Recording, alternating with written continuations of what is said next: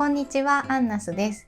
今日は、図案の線を描いた時に内側と外側どっちに刺せばいいのっていう話をしたいと思います。それでは手元の方にどうぞ。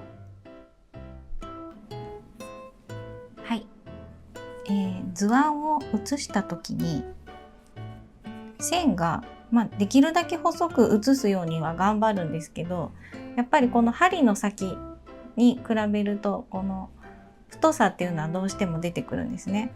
なので、どこを刺せばいいか、例えばその内側を線の内側に針を出して線の内側を刺すのか、それとも外側を刺すのか、なんかいろんなところにこうランダムに刺しちゃいたくなるんですけど、正解は外側です。線の外側に針を刺してください。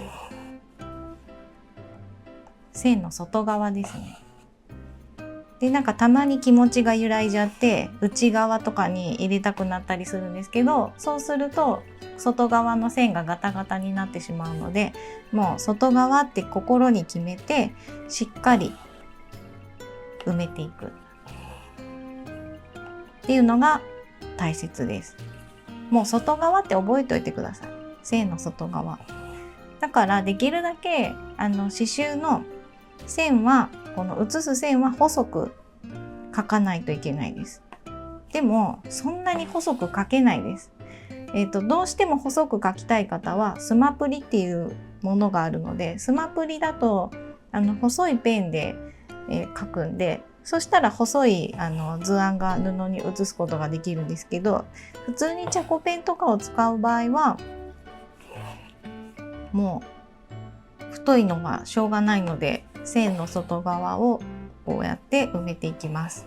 もうこれだけなんですけど、これさえ覚えてればもう外側きれいに外側の線がギザギザしないで埋まると思います。ちなみにサテンステッチが外側ギザギザしちゃうっていうのは、外側刺したり内側刺したりするっていうのも一つあると思うんですけど、あと刺す量が少ない人は結構ギザギザ しますね。ちょっと刺す量少なくしてみましょうか。これぐらいね、ギザギザしてますね。刺す量が上は多いんですけど下は少ないです。よく見ないと分かんないかな。やっぱちょっとこうスカスカしてますね。スカスカの方はどんどん上から足してください。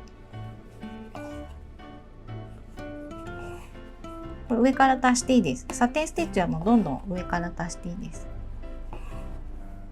ちょっとぐらい厚みが出ても大丈夫です。ぷっくりしてる方が可愛いんで。っていう感じでたくさん刺せば埋まります。だから外側のギザギザは、たくさん刺せば埋まりますね。で、最初に何を言いたかったっていうと、線の外側を必ず刺すようにしてくださいっていうことです。以上です。いかがでしたか？チャンネル登録といいねボタンをよろしくお願いします。それではさようなら。